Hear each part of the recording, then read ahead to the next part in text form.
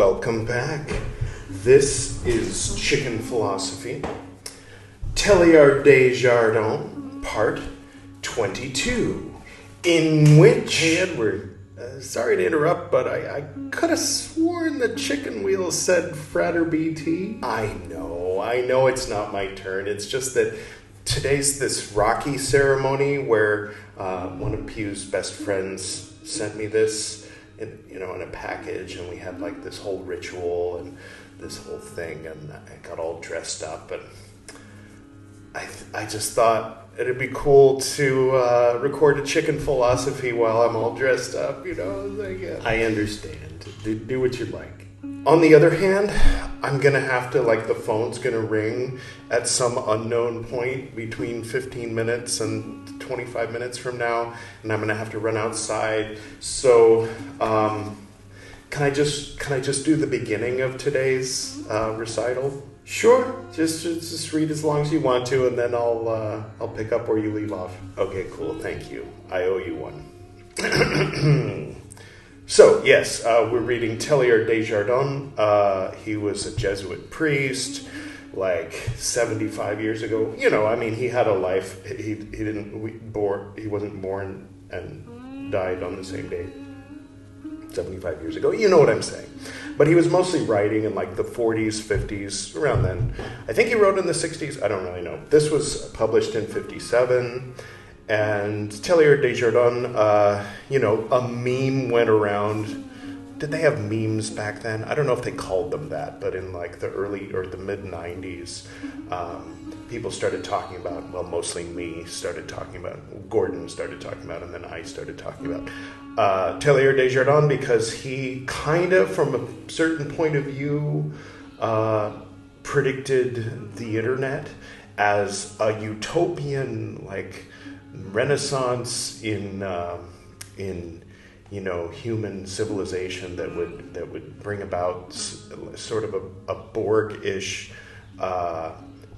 fulfillment of the prophecy of the second coming of Christ, if that makes sense. So instead of Jesus coming down from heaven and saying, "I'm here, I'm ready to rule," that we would all get plugged into each other's brains and through the ability to communicate. Actually, in the 90s, they were talking in terms of that when you write to each other with words, that it's pure ideas because they're just pure words. And I think that was before things started, the toxicity of the internet started to become kind of the dominating, or at least the most noticeable thing that was going on. Anyway, it was something I got really into in the 90s, and then now that it's 2024, I decided, you know what, I'm going to read all the Teilhard de Chardin. Why not?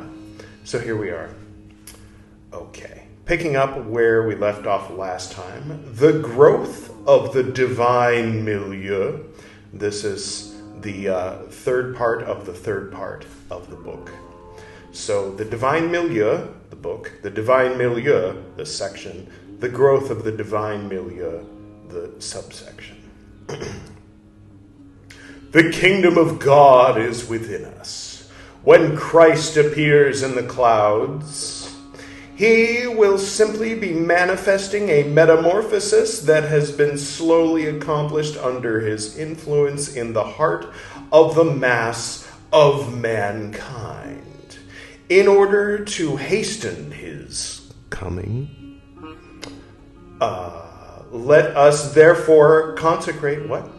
Yes, let us therefore concentrate upon a better understanding of the process by which the Holy Presence is born and grows within us, in order to foster its progress more intelligently. Let us observe the birth and growth of the divine milieu, first in ourselves, and then in the world that begins with us. We're the ones that paid for the bombs. We built the planes that they're on. It's insane all of the ways they conned us. It's a good song. It's a good song, and it has some good points. I feel like it's off topic for what we're discussing, but maybe it shouldn't be. maybe these things are related. The individual taking of responsibility for the groups of for the actions of the collective, in order to steer the humanity that tends to be steered by a rich and powerful few toward oblivion and terror and bullshit.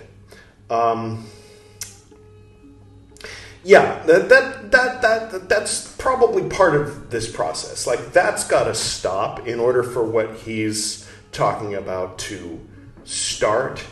Or maybe these things go hand in hand, that in the stopping of that is also the starting of this, although only the Christians will like calling it the second coming of Christ, where everyone else will be like, okay, as my dad put it in Transformations, they can only experience these things strained through outworn metaphors.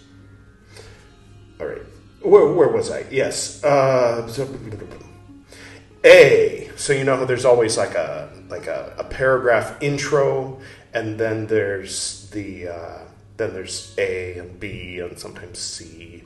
He likes to use like the notation way of organizing his writings. Okay, so this is 3.3a of the Divine Milieu. The coming of the Divine Milieu, the taste for being and the diaphany of God. So the Divine Milieu, the growth of the Divine Milieu, the coming of the Divine Milieu, the taste for being and the diaphany of God. A breeze passes in the night. When did it spring up? Whence does it come? Whither is it going? No man knows, says Jesus to Nicodemus, right? The guy with the tomb who wrote that gospel that we'll get to later on. Gospel of Nicodemus. Didn't make it into the canonized gospel because of those evil men that were... No, I don't know. There's two ways to look at that. And only two. I'm just kidding. There's more than two. Where was I? Yes, no man knows. No one can compel the Spirit, the gaze or the light of God to descend upon him. On some given day, a man suddenly becomes conscious that he is alive to a particular perception of the divine spread everywhere about him. You know what? Fuck all this Christianity. Fuck all this. I mean, I don't mean fuck all this Christianity. What I mean to say is forget all this Christianity. Forget about what side of the fence you might be on, whether you're hearing this as trying real hard to take, to give some respect to something that you really have no respect for, or you have too much respect for it and you wish that I would give it more respect, whatever the fuck. Let's just set all that shit aside. Set Christianity aside. Set atheism aside. Set 2024 aside. Set the age of fucking Pisces aside. Just for a moment. To come into a perception, a particular perception that he is alive. Not, I'm alive and I'm going to die one day. No. Just this moment.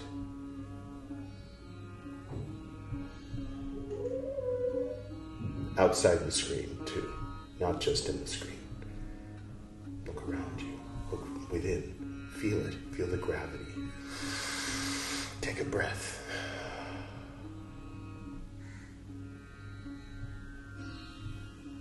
You are here now.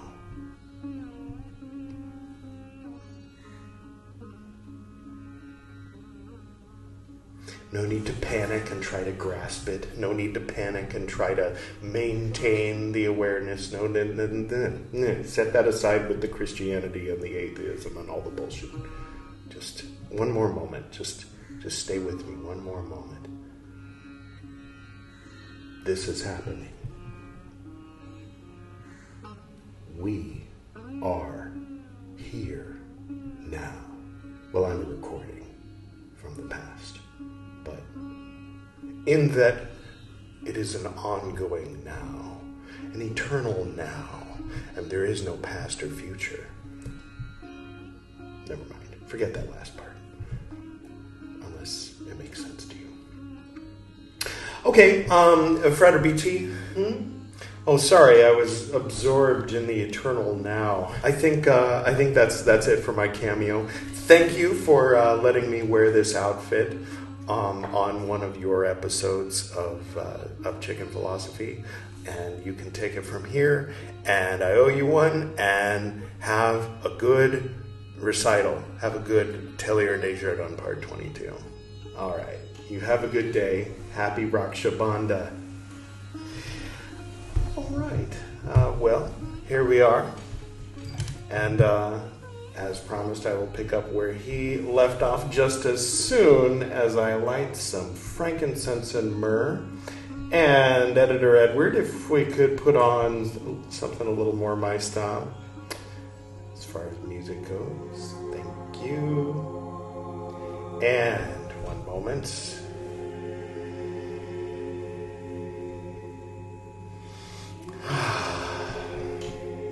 All right. We're here. Let's see where this goes. We can unfuck Christianity and instead make sweet love to Christianity. No, whatever. Okay, let's keep reading. Question him. Yeah. When did... All right. Let me reread what he read so that this will make more sense. On some given day, a man suddenly becomes conscious that he is alive to a particular perception of the divine spread everywhere about him. Question him. When did this state begin for him? He cannot tell. All he knows is that a new spirit has crossed his life. Quote, it began with a particular and unique resonance, which swelled each harmony, with a diffused radiance, which haloed each beauty. Sounds like mescaline to me. Sorry. 4 dots, you can get there naturally. So I've heard. All the elements of psychological life were in turn affected. Sensations, feelings, thoughts. Day by day they became more fragrant, more colored, more intense by means of an indefinable thing. The same thing. Then the vague note and fragrance and light began to define themselves, and then, contrary to all expectation and all probability, I began to feel what was ineffably common to all things. The unity communicated itself to me by giving me the gift of grasping it. I had, in fact, acquired a new sense, the sense of a new quality, or of a new dimension. Deeper still, a transformation had taken place for me in the very perception of being.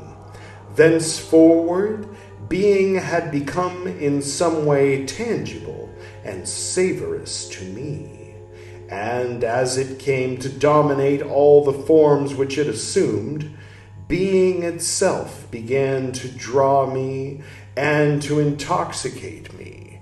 End quote. That's Teilhard de Chardin quoting some hypothetical person who's experienced this state. Certainly it's not him sharing his experience with you. No, I think it is.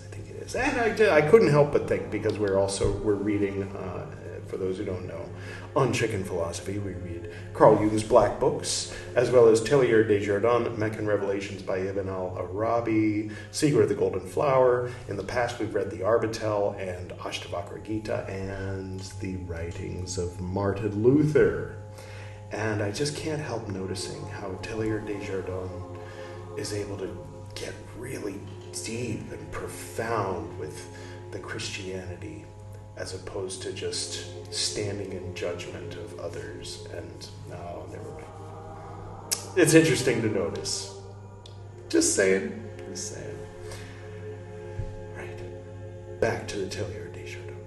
Rather than standing in judgment of he who stands in judgment.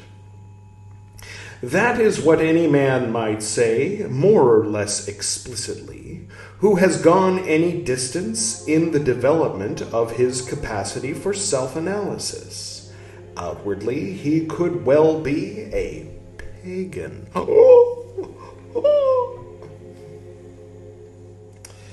And should he happen to be a Christian, he would admit that this inward reversal seemed to him to have occurred within the profane and, quote, natural, end quote, parts of his soul. Yes, Teilhard, this hypothetical person you're describing might feel that way. I see you.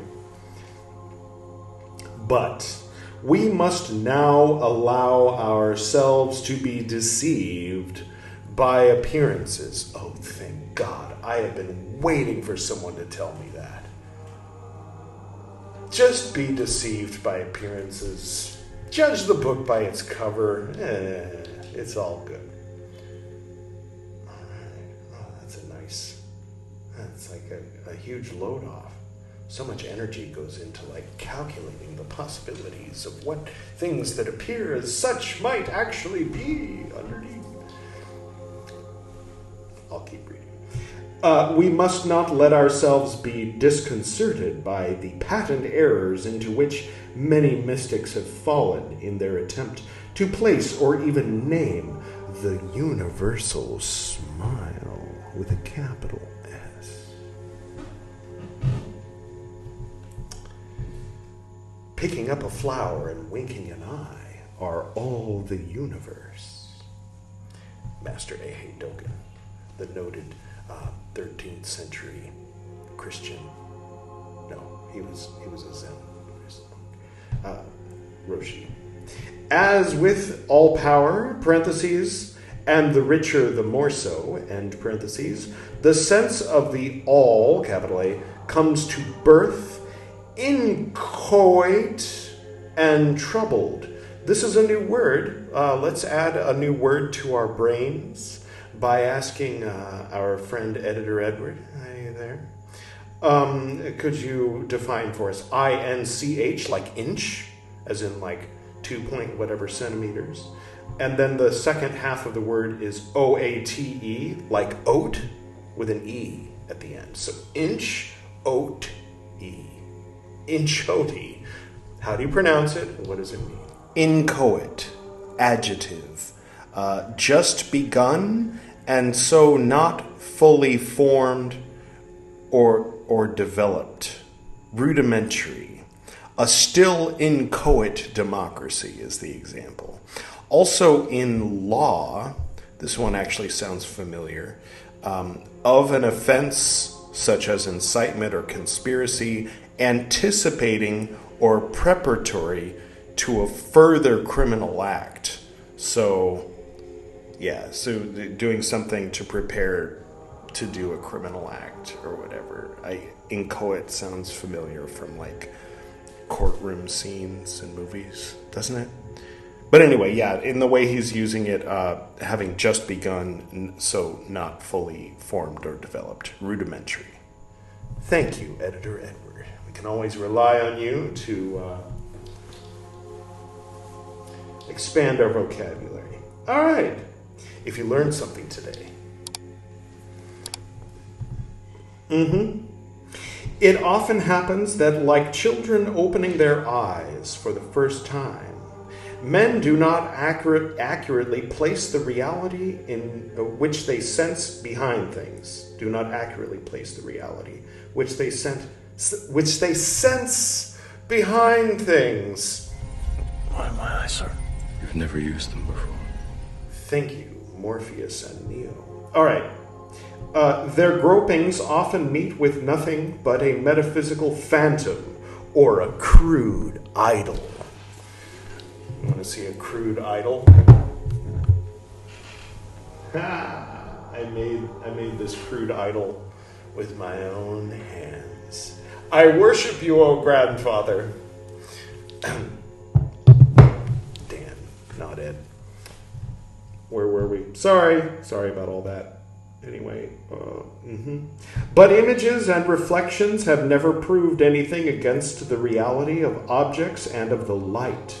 The false trails of pantheism, says you, bear witness, no, the says you wasn't in the text, bear witness to our immense need for some revealing word to come from the mouth of him who is. I'm responding to an earlier Teilhard de Chardin recitals here on this program.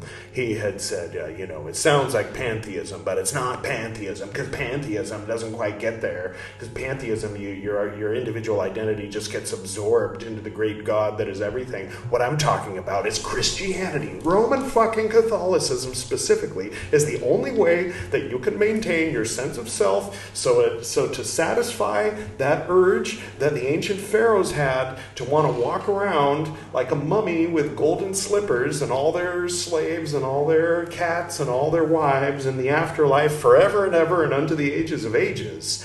I'm going to appeal to that impulse in you and tell you that if that's what you want, then you want mystic Christianity.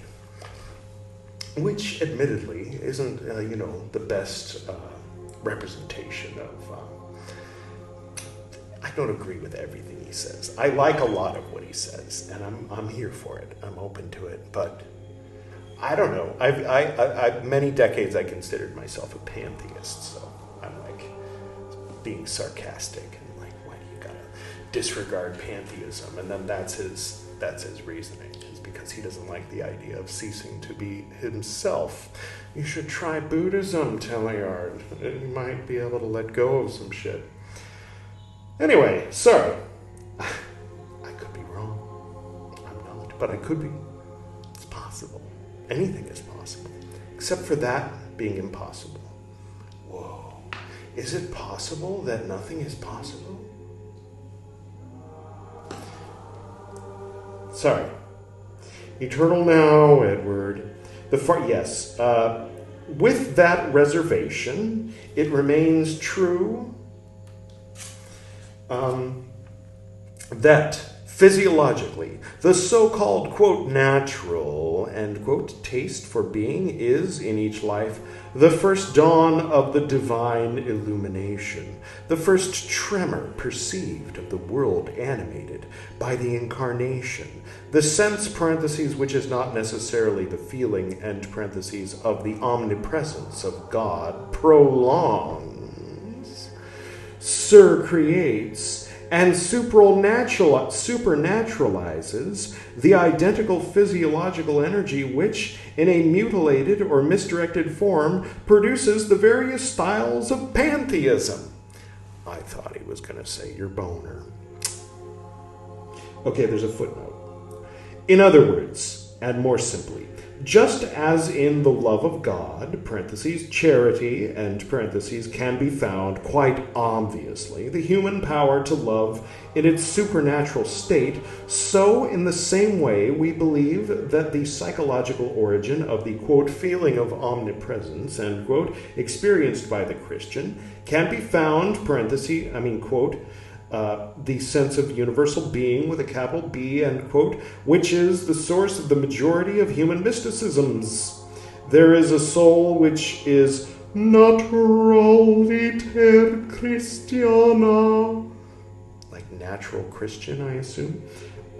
It should be remembered, parentheses CF, the introduction, end parentheses, that these pages contain a psychological description, not a theological explanation, of the states of the soul met with. That's the footnote on his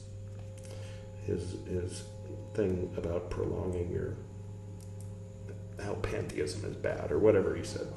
Once we realize that the divine milieu discloses itself to us as a modification of the deep being of things, It is at once possible to make two important observations touching the manner in which its perception is introduced and preserved within our human horizons. In the first place, the manifestation of the divine no more modifies the apparent order of things than the Eucharistic consecration modifies the sacred species to our eyes, with a capital S on the species. Since the psychological event consists at first solely in the appearance of an inward tension or deep brilliance, the relations between creatures remains exactly the same. They are merely accentuated in meaning, like those translucent materials which a light within them can illuminate as a whole with a WH. The world appears to the Christian mystic bathed in an inward light which intensifies its relief. Now he's talking my language. Sorry. Its structure and its depth. This light is not the superficial glimmer which can be realized in coarse enjoyment. Nor is it the violent flash which destroys objects and blinds our eyes. It is the calm and powerful radiance engendered by the synthesis of all the elements of the world in Jesus.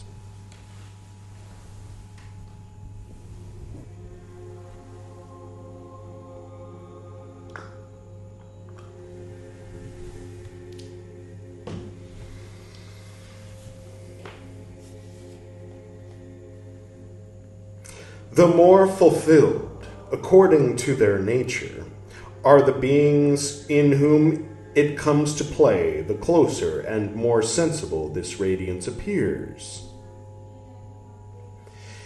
And the more sensible it becomes, the more the objects which it bathes become distinct in color and remote in substance. If we may slightly alter a hallowed expression, we could say that the great mystery of Christianity is not exactly the appearance, but the transparence of God in the universe. Yes, Lord, not only the ray that strikes the surface, but the ray that penetrates, not only your epiphany, Jesus, but your diaphany. Nothing is more consistent or more fleeting, more fused with things or at the same time more separable from them than a ray of light.